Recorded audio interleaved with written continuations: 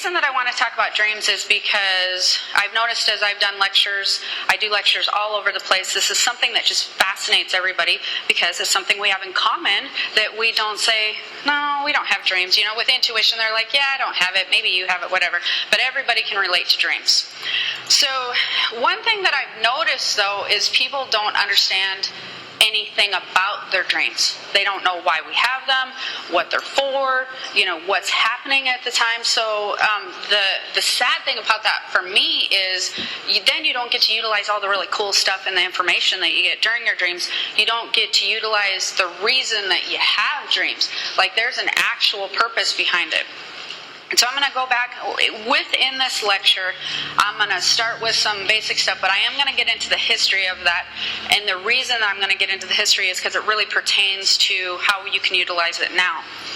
Something that I found very interesting is William Dement, the founder of Stanford University Sleep Research Center. He is the founder and the head person of that department. Asked after 50 years of research, they said, so what have you found why that we dream? Like, what is your research showing us? And he says, the only really solid information that we can come up with during 50 years of research is the reason that people sleep and dream is because we get sleepy. That's it. That is the absolute, Stanford University, that's the only scientific information that they can give you.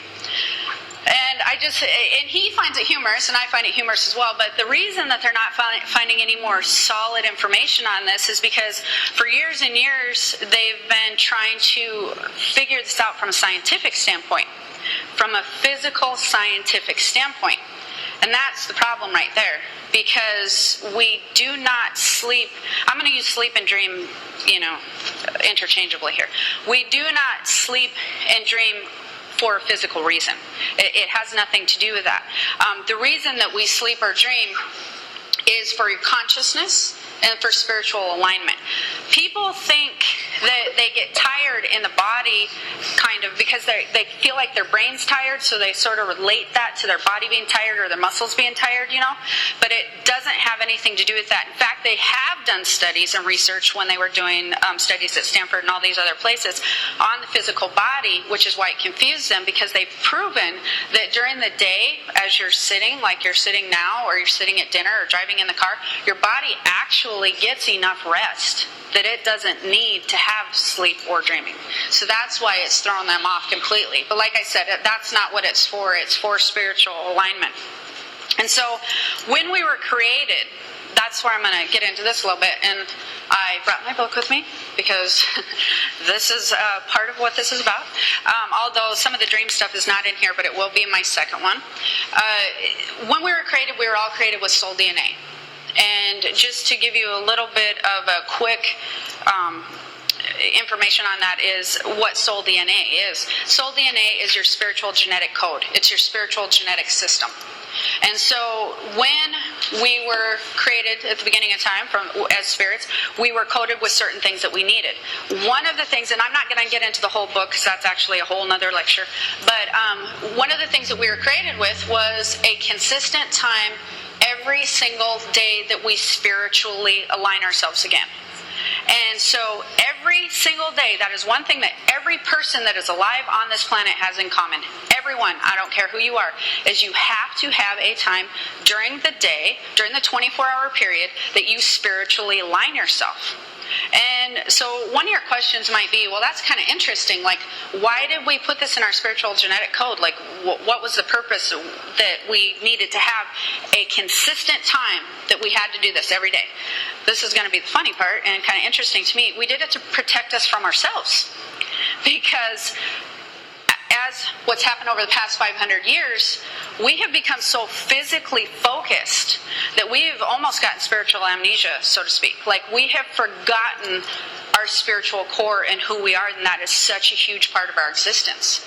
So this consistent alignment that was built into our system was a safeguard, so that no matter what time period we were going through, no matter what was happening through your daily routines, you were forced to have to spiritually align every single night. And not forced in a bad way, but forced to really, that's a good time for you. That they were giving you some good stuff there. Because we have different levels of consciousness. We have our waking consciousness, which is during the day right now when we're doing the lecture. We have our semi-waking consciousness, which I might put you into as the more I lecture, because that's like a hypnotic type state where you really just relax into whatever that you're listening to, music and that kind of thing. And then some light sleep states. And then you have your whole consciousness, which is what most of us do not tap into, or most of you do not tap into unless you're sleeping or dreaming. So you can think of it like this. This is the way I like to think of it. If you imagine that there was like a child that was growing up in a house, okay? There's a parent or somebody in there with them, and this child could never leave the house. Never. Not to the grass, not outside, nothing. And there was windows in the house that they could see in and out of, kind of like their intuition, right? Like they knew there was some other stuff out there. It looked beautiful, and the parent was like, no, you can't trust what you see here. This isn't real. What's real is these walls, this chair, this table. This is real. You have to stay in here. It's safe in here. It's very safe in this house. You can't never leave. It's very important you don't ever leave. You don't know what's going to happen outside this house. I know that, we have water in here. We'll have food in here. It's really good for you to be in this house. Okay, so this is what your consciousness is like in a waking state. Your mind and your belief system keeps you in this little house. It knows it knows the table, it knows the chairs, it knows, it's safe. It's in this little area, right? And so, and it cuts you off from trying to see outside of that other reality and other stuff that's going on in the world. And so, that's your waking state. When you get into a sleep state, when you get into what happens is you start going down deeper in your sleep, which I will address this a little bit more. I'm just kind of touching on this now. When you get down into that, your belief system and your guard starts going down. You start like relaxing into your natural state, right? You start just kind of shedding that. You start being yourself. That's when you go outside the house and you start going, wow, there's trees, there's grass, there's people, there's a whole new world out here.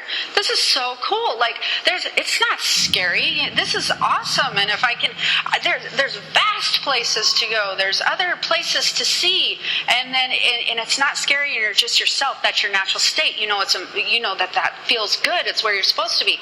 But then you start waking up and you get near the house again, and then you have to translate what you've seen outside, and it seems kind of scary, and you have to explain back to the mom that you left the house. So then you get back into the house, and then now you're in your waking state again. And so some of the stuff in the dream state and out there, you translate it back into scary sometimes, because the person who had told you your whole life growing up, it's so scary, it's so scary, it's so scary, don't go out there. You have to go, well, that wasn't real. It couldn't have been real because they said it didn't exist. The only thing that exists is in this room. That's not real, and this didn't happen, and I must be thinking, this is weird to me. Like, how can there's no other people out there. You start really justifying and being all confused, but it's because you're not understanding that you're not going off into some other, like, dream state of nowhere. You're just going through levels of consciousness. That's really what's happening. And so during your dream state, the thing that's really cool about that is when you are outside the house, when you are your whole being and your whole consciousness, you have such access to such valuable information, such valuable stuff in your life. It's amazing. It's so incredible. And so you have access to spirit communication if you want to. Seeing loved ones that have passed over. You have access to astral travel, being out of body, being in different places. You have access to spiritual teachers, knowledge, healing information. You name it. There's access to all this different stuff.